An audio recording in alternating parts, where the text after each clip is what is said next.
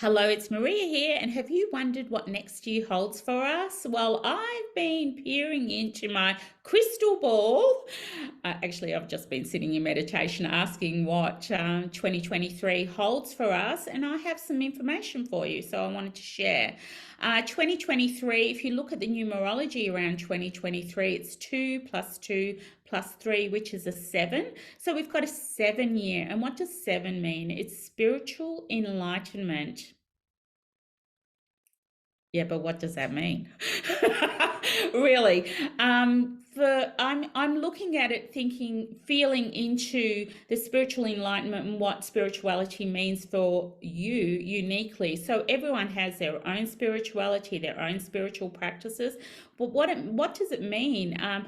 It means about looking within. So the 7 is, and I've just got some notes here that I didn't want to miss. The 7 is inner wisdom, self-awareness, intuition, mystical insights, and its discovery of the true self.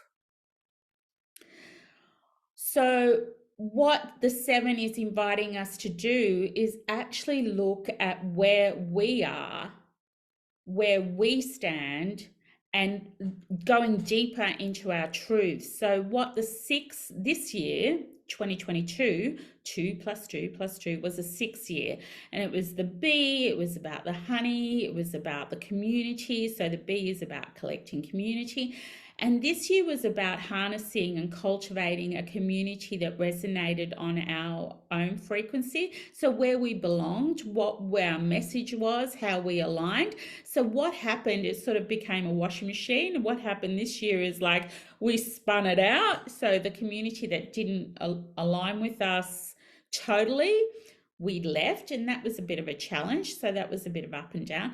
And then we collected a community that resonated and was totally aligned with us and our mission. So for this year, so that's community. We've established what community we want around us, what community we want to belong with, what community we commit to, what community we engage with. This year is about who am I and what is my role in community. And how do I find peace with what I do in that community. So it's about the individual and collective spiritual enlightenment. So I'm urging all spiritual entrepreneurs to stand up and offer their services. That's what I'm urging, because what I see happening is that people that haven't really delved into what spirituality means for them are going to be searching for the answers.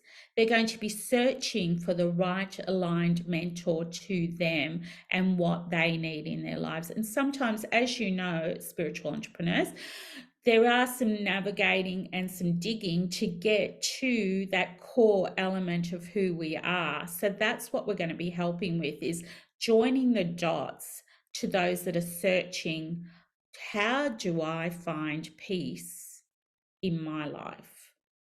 And how does having peace, help me with my right livelihood? So how do I promote my business? How do I stay in business? How do I have peace with all the decision making that I need to make along the way in business? How do I dial down the noise and feel safe to bring in that money that I need to be supported along the way? And that's being the leader that you want to see in the world. So this year is particularly about the leadership. What does it take to be a leader, and who are you as a leader? What are the defining values that you want to bring to the world?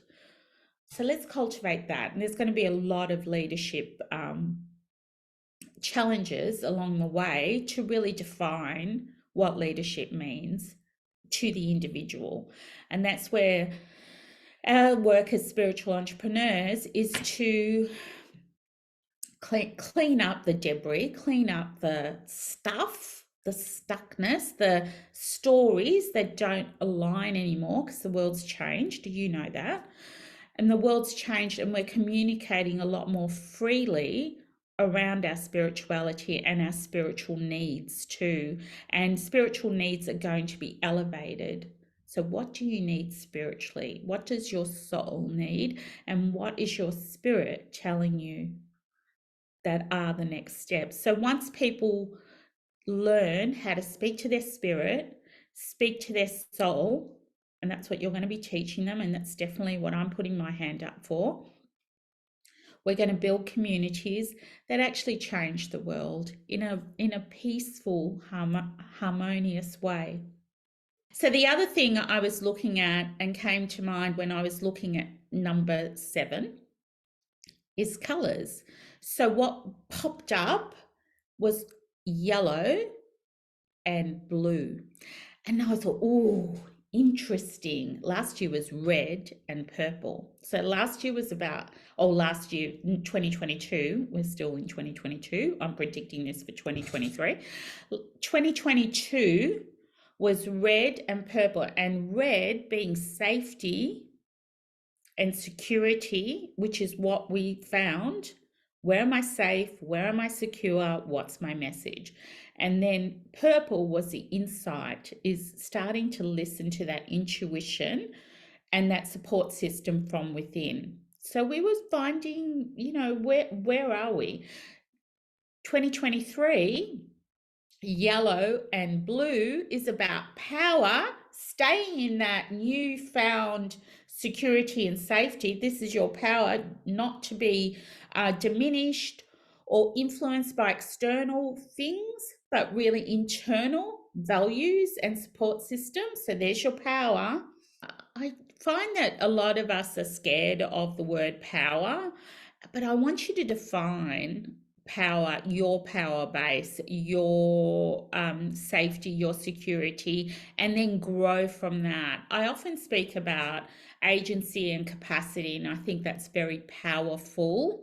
And I want you to think of power and full in the same sentence, because when we're full and we know our own power, we can contribute more, we can commit more, and we can connect more. So own your power, own that presence, own that frequency, create that awareness around it. And that's what I believe the yellow is urging us to do, is to stand in our power, be confident with what you're offering, your value, and be confident in your relationships. Be confident about the word.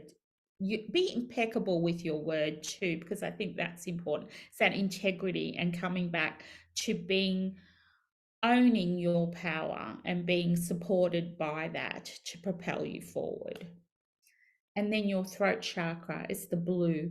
It's about healing that voice, speaking your truth, giving that message, and sharing your experiences. I want to hear more stories of evolvement and evolution along the way.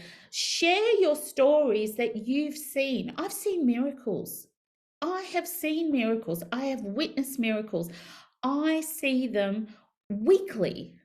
And I want to share that this is the reality of where we focus and what our practice is. And when we are spiritually aligned, we can take those steps to create those miracles. So expect a miracle, because they are real.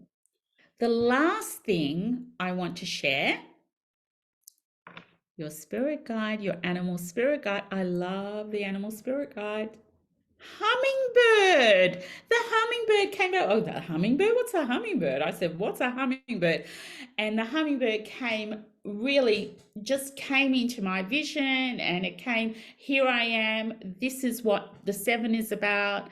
And the hummingbird, did you know, one fun fact, that the hummingbird is the only bird that can fly backwards and upside down. Guess what spirituality is? Sometimes we find ourselves upside down, because it's like we're the only ones that think the one thing. So please go with it.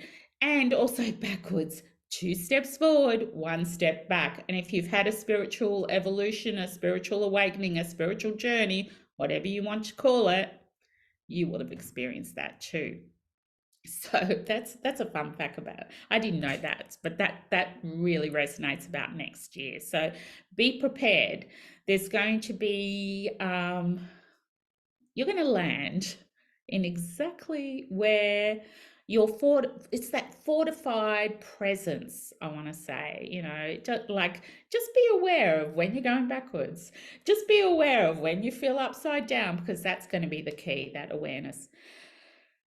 Potent reminder to smell the roses, smell the flowers, see the beauty in life. The hummingbird is the nectar. It collects the nectar from the flowers. It also is it reminds us of the beauty in life. So that's the other thing. The hummingbird is associated with endurance and grit. You're in it for the long haul. It's not a short term. It's a marathon. Ask me about a marathon. It's a marathon, not a sprint. So you're in it for the long haul. Resilience and adaptability, and takes change in its stride. And that's really important. So what is resilience? How does it feel?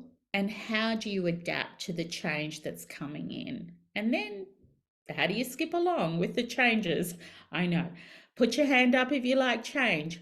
Yes. Put your hand up if you don't like change. Yes. That we all are human, and we invite change and then we resist change. So just feel into where that is seesawing for you, and that'll be a really lovely bridge to your transformation when you create that awareness. And the other positive thing is that it's a beacon of light. It's really, the hummingbird is a beacon of positivity. So I'm going to get a photo. I've got a photo of a hummingbird in my healing room, and it's going to stay up.